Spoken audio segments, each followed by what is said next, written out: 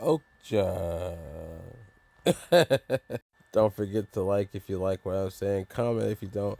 Comment anyways. Let me know what you think. All right, let's get into it. So, what's this movie about? Well, it's about a super pig that if you pat its butt, it poops everywhere. I'm not joking. That's definitely part of the movie. So, what's this movie about? Really? Well, it's about a girl who befriends a giant elephant like pig creature.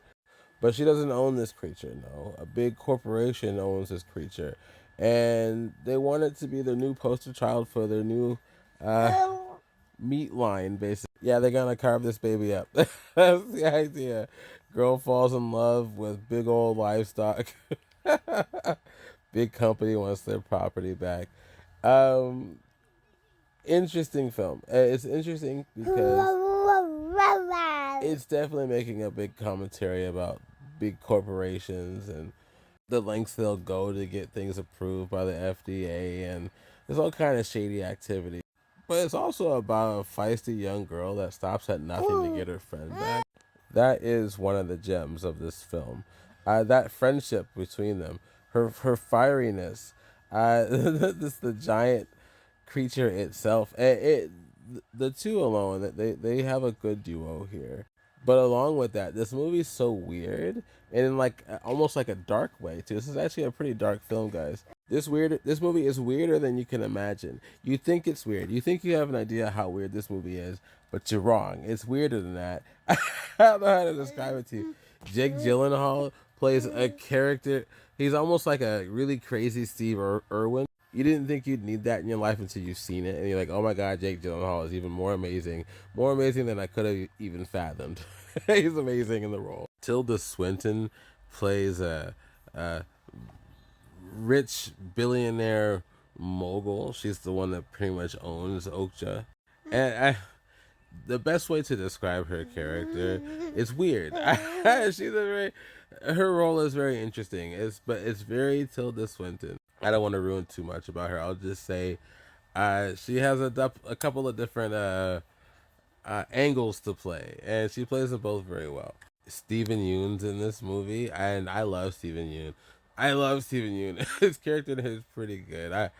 Without ruining too much, he basically plays a hero of sorts, but a gray area hero, and I like that. I really do. I think it's really a really cool angle.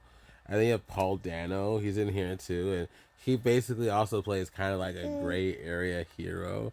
When I say gray area, I don't mean like an anti-hero, one that's just like a bad guy, but he tries to do good. No, a gray area hero, as in these guys are like animal rights activists, but both of them, in their own ways, handle things in quite a dark methodology.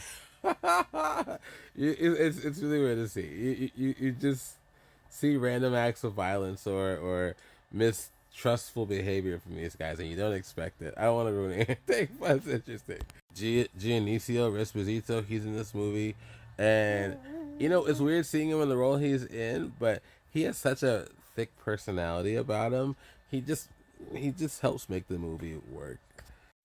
Did you guys know Okja's face was actually modeled off of a manatee? Looks like a manatee from the front for sure. Definitely check this out though. It's a fun adventure. I'd even say action adventure. The scenes in here are actually pretty exceptional. The chase scenes are very interesting. It's a beautiful film. Beautiful in some areas. Some places make you jealous. I mean that. There's like this little living area that they have out there in the mountains, and it just looks really cool. Anyways, it's fun. It's exciting. The characters you root for. There's times where you feel like the little girl. I can't remember what her name is. She's a bit too reckless. uh, but you know what she wants. You know her heart's in the right place. And the ending is in an interesting ending. I'll say without ruining too much, but it makes sense. It actually makes sense. Anyways, check this movie out. Let me know what you think. And yeah, I'll talk to you later.